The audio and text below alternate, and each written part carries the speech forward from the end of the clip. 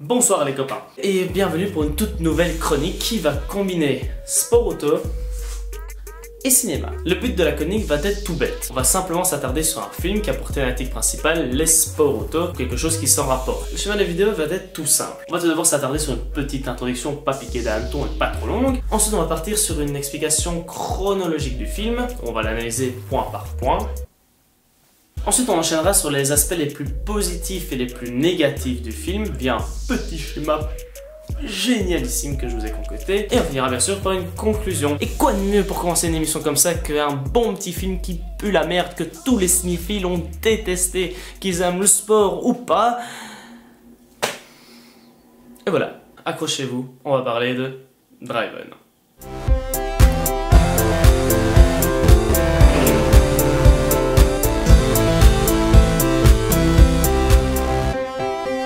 Alors, Driven est un film américain sorti le 16 avril 2001 aux USA et le 21 juillet 2001 en Europe. Il est réalisé par Renny Harlin, qui est un réalisateur pas dégueu du tout, qui a notamment pondu 58 minutes pour vivre avec ce cher Bruce Willis. Le film se concentre surtout sur une discipline assez peu connue du grand public, le kart. Pas ça non plus, mais ça. Ce sont des sortes de grosses Formule 1 pour faire très grossièrement. Bref. Le film s'ouvre ainsi sur un résumé de la saison où on découvre la rivalité entre Bo Brandenburg, le champion du monde en titre pas très gentil, et le héros du film, Jimmy Bly, un jeune pilote talentueux, mais également assez fragile mentalement. Bref, le film enchaîne sur une discussion avec Bo et sa petite amie, et le moins qu'on puisse dire, c'est que c'est violent. Pour l'instant, c'est ça ma vie. Je suis quoi, moi? Une distraction.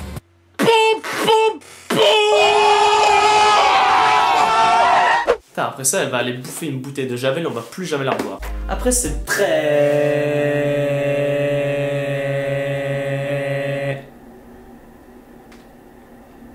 Après cette très jolie intervention, du coup, elle enlève son alliance et décide de se barrer. Pendant que Madame Brandenburg est partie se tailler les veines, le film enchaîne sur une course sur l'Oval de Chicago, où la bataille pour la première place entre Jimmy et Bo bat son plein. Mais en voulant en faire de trop, Jimmy touche Bo, ce qui l'envoie en tête à queue et lui fait faire beaucoup de tête à queue. Non, sérieusement, il fait tellement de tête à queue qu'on dirait qu'il joue au Beyblade.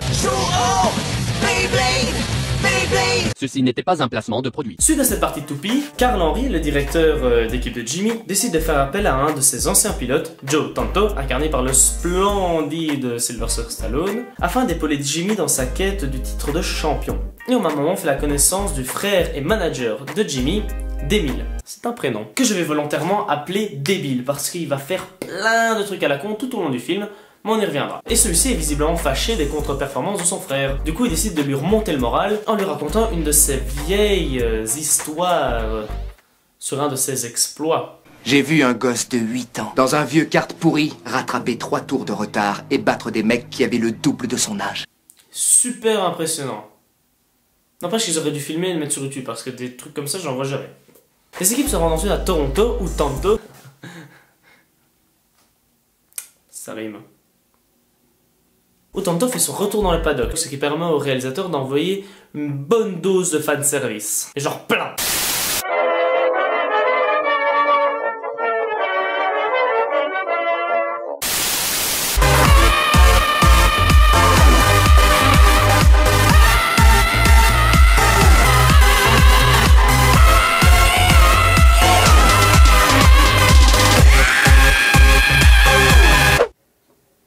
Quatre plans nichons plus tard, Joe Tanto rencontre une journaliste surnommée Luke, une journaliste qui va être chargée de suivre l'équipe pendant toute la saison. D'ailleurs,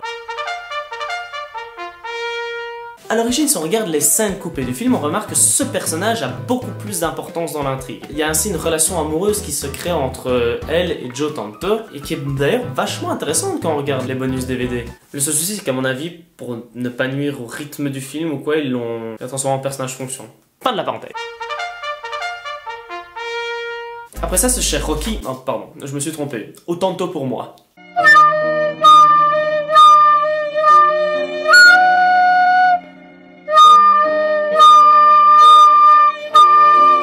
Va faire ses premiers essais libres au volant de sa nouvelle voiture.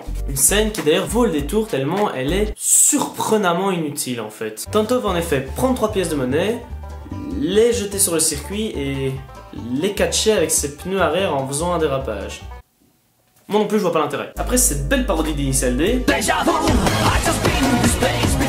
on découvre que quand Tanto est vraiment concentré, il fait le bruit d'un gosse qui joue aux voitures en jouet. Je vais vous passer l'extrait sans l'image. Écoutez. Voilà. En gros, quand Tonto est concentré, il fait le bruit d'un bourdon. Et moi, je vois juste un gosse qui joue aux bagnoles en jouet. Mais bon, passons. Après ce retour en enfance, Jimmy Bly se dit que la vie est bien trop courte et décide d'aller choper de la meuf en soirée. Cependant, la meuf qu'il essaie de draguer le remballe assez gentiment, ce qui nous permet d'ailleurs de voir que celle-ci est l'ex de Bo, qui l'a plaqué au début du film, celle qui jette son alliance. C'est-à-dire que Bly, il perd vraiment pas de temps, quoi. La meuf se fait plaquer le matin, elle va se faire choper l'après-midi. Néanmoins, elle accepte de rester pote avec ce cher Jimmy et de l'accompagner lors du jour de la course. Friendzone sur 20. Au même moment, Joe discute de son nouveau rôle avec son ex-copine, Cathy, qu'on va gentiment appeler pétasse de service, parce que c'est son seul rôle dans l'intrigue. Maintenant, le nouveau copain de Cathy, c'est le pilote que Tonto remplace. Il s'appelle Memo Moreno, qui n'est alors pas du tout une parodie d'Ayrton Senna. Bref. Après ça, on enchaîne sur la course de Toronto où la bataille fait rage entre Jimmy Bly et Bo Brandenburg pour la première place. Avant que Jimmy est sous pression, Carl décide d'élaborer une stratégie de bâtard. Bonjour, je suis Claire Chazal. Et aujourd'hui, je vais vous expliquer la stratégie de ce cher Carl Henry. Son but est simplement de faire entrer au stand Tonto afin qu'il bloque Brandebourg lorsqu'il repart. Oui, c'est pas légal, mais on s'en branle. Empêche que le plan marche et que Jimmy parvient à gagner la course dans ce qui est l'arrivée la plus lente du monde. Mais sérieux, regardez ce plan. Tire qui voit du doigt à l'heure. Et bref, après cette course, Brandenburg était un petit peu énervé pendant la conférence de presse. C'est pas gentil, j'ai pas gagné, Tout ce petit monde décolle ensuite vers la course suivante en Turquie, où on a droit à deux magnifiques scènes de dialogue qui ne servent vraiment avec 14 E à rien. Dans la première scène, la seule chose que j'ai retenue, c'est que Sofia sait faire la grenouille. Et l'autre nous montre une décision de 3 bonnes minutes qui pourrait être résumée en 2 secondes comme ceci. Eh mec, tu devrais essayer de prendre ta meuf, mais putain, t'as trop raison, gros!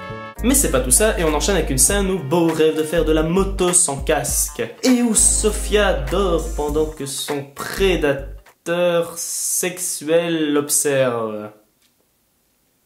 Franchement, ce type commence à me faire peur. Et puis la course commence sur La note Suzuka où on tape. non. Et c'est Motegi, pas Suzuka. Suzuka c'est ça, c'est un circuit en 8.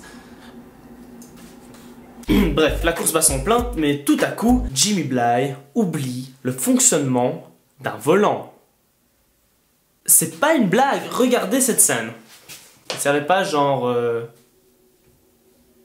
faire au moins essayer. Mais heureusement, il s'en sort totalement indemne. D'ailleurs, quand il sort, on dirait qu'il fait ça tout ce samedi. J'ai un petit accident, 300 à l'heure, c'est pas grave. Bref. Et ensuite, toute la petite troupe se retrouve à une sorte de gala organisé par les dirigeants du championnat. La soirée se passe plutôt bien, jusqu'à ce que Bo décide de venir reprendre sa donzelle sous les yeux de Jimmy. Celui-ci pète un fusible et va dire à Bo: ouais, donner c'est donner, reprendre c'est voler, gna gna gna. Mais cela ne convainc pas le pilote allemand qui a visiblement un peu plus de QI que Jimmy, et qui lui dit gentiment de dégager. Du coup, Bly est très colère, il va voler une... Quoi?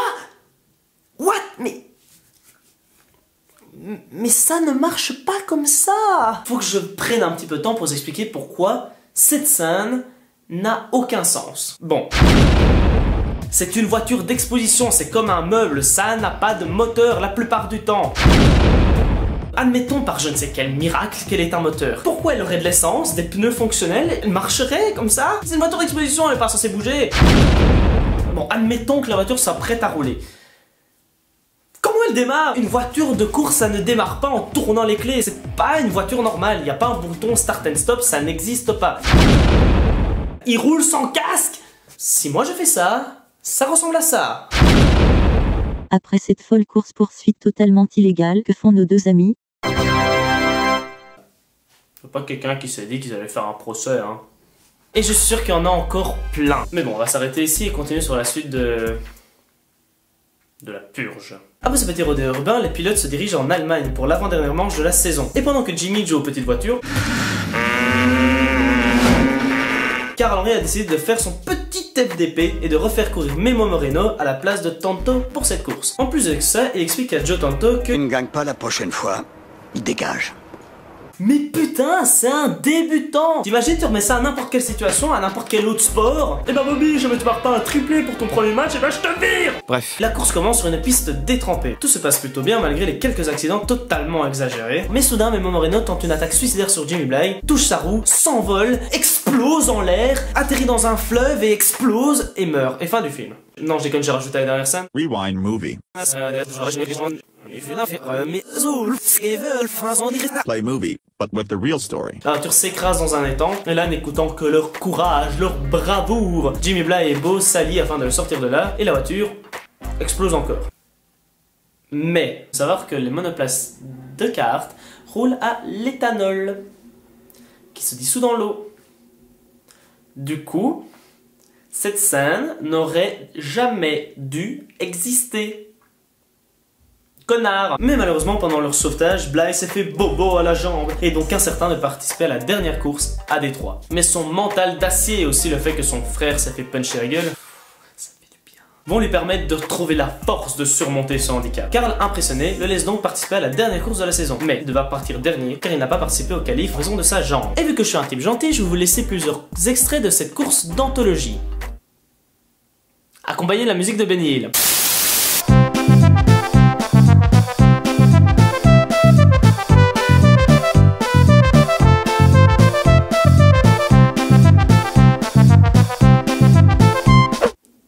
C'était tellement beau! Après ce magnifique moment de sport, les deux pilotes entament le dernier tour roue dans roue. Mais Jimmy se rappelle que pour aller vite dans ce film, il faut faire le bruit d'un enfant qui joue aux Hot Wheels. Et grâce au pouvoir des bruits de bouche, il parvient à dépasser Brandenburg sur la ligne, ce qui lui permet d'être champion du monde et de finir sur une scène de podium aussi niaise qu'incompréhensible. Et voilà, c'était Driven et... qu'est-ce que c'était mauvais! Mais afin de mieux analyser la qualité du film, on va réaliser le podium des points les plus essentiels du long métrage. Mais alors sans plus attendre, passons tout de suite à l'analyse avec un petit schéma assez marrant. 3. Les personnages et leurs dialogues. C'est de la merde. Comprenez-moi par là, les personnages sont plats, on ne ressent pas d'empathie pour eux. Quand Jimmy Bly se crache, on fait bon, il est con, il est totalement con. On n'est pas en train d'avoir de la compassion pour lui, on n'a pas envie qu'il s'en sorte, c'est des trucs comme ça. 2. La dernière course du film. Alors celle-là, il faut que vous la regardez en entier, il le faut. C'est...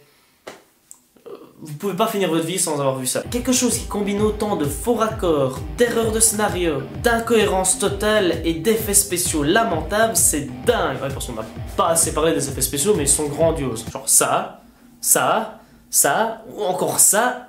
Waouh! 1. C'est un très bon nanar. Alors oui, le film a coûté 91 millions d'euros et c'est un nanar.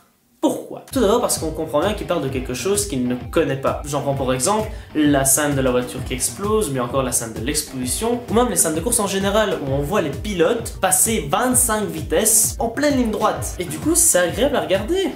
On est constamment en train de chercher quelle gaffe ils vont faire. Ouais, voilà, Driven est très mauvais, mais... c'est un bon nanar. Toutes ses qualités, enfin, tous ses défauts faits de manière totalement involontaire font que... bon, on s'y plaît, on se marre. Il a même une chronique sur Nanarland.